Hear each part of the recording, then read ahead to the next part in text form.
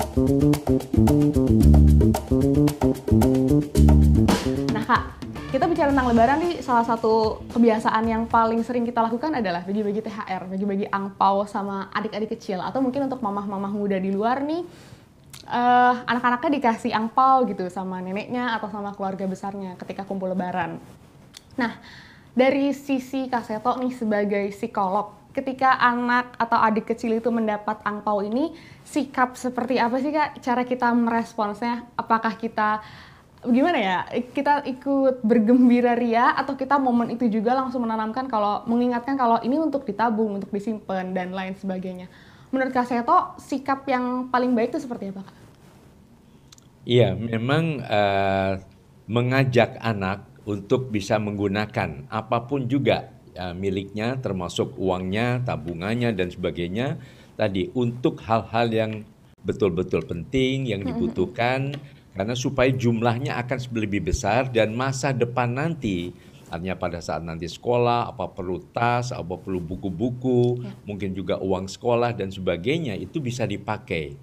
Jadi dengan cara demikian memang anak juga akan diperkenalkan bahwa kadang-kadang kita akan mendapatkan sesuatu yang tidak terduga. Misalnya nanti Lebaran, mungkin tiba-tiba pada waktu berkumpul atau saat ini mungkin tidak bisa berkumpul ya, pertemuan melalui Zoom antar keluarga. Nah, mungkin tiba-tiba dari kakek, dari nenek, atau mungkin dari paman atau om, tante, mungkin akan ada kiriman uang ya tambahan untuk menambah tabungan kalian misalnya. Nah, itu sesuatu yang harus disyukuri, tetapi itu tetap harus dipertanggungjawabkan untuk tidak digunakan secara sembarangan.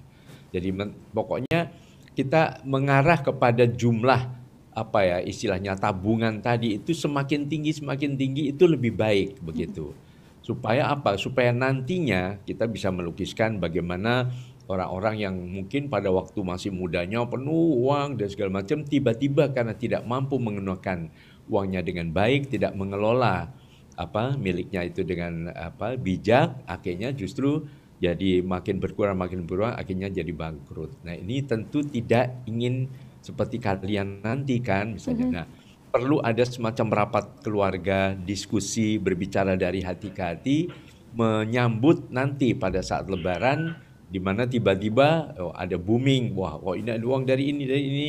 Nah, hati-hati bahwa itu semua harus dipegang tetap dengan ketat, tidak boleh sembarangan gitu. Biasanya nih, ini mungkin aku bercermin sama masa kecil aku juga gitu ya Kak. Ketika dikasih angpau gitu sama keluarga besar, kadang orang tuh suka ngasih pilihan sih Kak, mau disimpan sendiri atau disimpenin sama orang tua. Nah, kalau menurut Kak Seto nih, idealnya lebih baik yang mana sih Kak? Apakah menyerahkan ke anak kecil ini untuk kalau mau pegang sendiri boleh, atau karena dia masih kecil lebih aman dipegang, di-keep sama orang tuanya Kak? Iya, sebetulnya pada anak ini melekat konsep yang disebut sebagai konsen ya, atau persetujuan ya. Nah, kita juga harus melihat cara berpikir anak sehingga tetap perlu adanya bimbingan. Bimbingan jadi tidak terlalu demokratis, tetapi juga tidak terlalu otoriter begitu. Jadi diajak berunding, diajak berbicara. Menurut kamu perlu nggak itu? Kan kita udah janjikan bahwa ini yang dibutuhkan, yang betul-betul diperlukan. Karena kita sudah punya, kenapa harus membeli lagi misalnya. Misalnya, mama aku pengen baju yang seperti itu, di iklan itu kan bagus nih. Nah, kamu sudah punya yang warna biru, kenapa harus membeli lagi? Nanti akhirnya malah jadi bingung menggunakannya misalnya. Jadi diajak tetap berdialog dengan cara win-win solution, tapi anak mulai terbuka pemikirannya sehingga oh ya, kembali pada prinsip yaitu sederhana, hemat, karena memikirkan masa depan yang nanti akan jauh lebih memerlukan dana-dana itu, di mana kalau sampai ini kita buang sembarangan atau kita pakai sewenang-wenang, ya akhirnya nanti kita akan lebih menyesal. Nah, mungkin dikaitkan dengan prinsip berakit-rakit ke hulu, benang-rang ke tepian, bersakit-sakit dulu atau berhemat dulu, tapi nantinya akan lebih bahagia begitu. Nah, beberapa kasus nih Kak, aku berusaha melihat realita gitu di luar sana. Gak sedikit sih Kak, orang tuanya yang megang angpaunya tapi terus digunakan oleh orang tuanya, baik dengan sengaja atau mungkin secara tidak sengaja.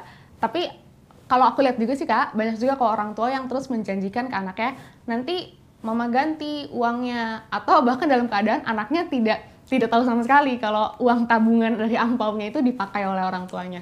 Nah, menurut pandangan Kak Seto gimana nih Kak? Apakah menurut Kak Seto itu sesuatu yang tidak diperbolehkan, atau kalau orang tuanya punya ketentuan dan janji pada diri sendiri itu boleh-boleh aja Kak? Iya, artinya di dalam mengelola keuangan memang diperlukan juga unsur kejujuran ya.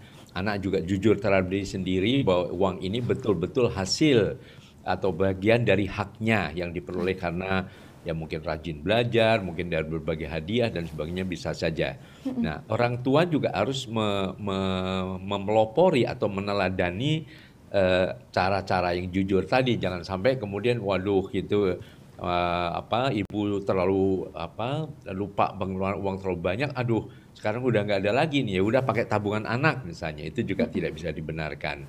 Jadi kalau bisa tetap terpisah bahwa itu adalah hak anak dan anak juga dapat mengontrol jumlahnya, tentu sesuai dengan tingkat usianya ya.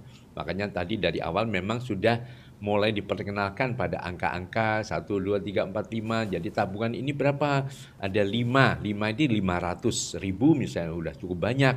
Jadi ini juga buat nanti kalau kamu sudah kelas 3 SD, kelas 4, mungkin keperluan bukunya lebih banyak, mungkin ada beberapa yang perlu mengembangkan kemampuan yang lain, misalnya belajar musik, belajar tari dan sebagainya, itu juga bisa dimanfaatkan begitu. Jadi dengan cara begitu tadi dimasukkan saja ke dalam tabungan anak, tapi anak bisa memantau juga jumlahnya. Jadi anak juga tidak langsung udah mama terserah mau dipakai apa. Itu juga tidak, tanpa sadar tidak mengajarkan kecerdasan finansial sejak dini. Jadi betul-betul anak dari sekarang sudah bisa memperhitungkan nanti masa depannya dengan belajar dari awal tentang bagaimana mengenal jumlah uang yang dimiliki, kemudian bagaimana melipat gandakan, sehingga dengan jumlah yang semakin banyak, dia juga akan mengalami berbagai kemudahan untuk hidupnya nanti setelah dewasa, begitu.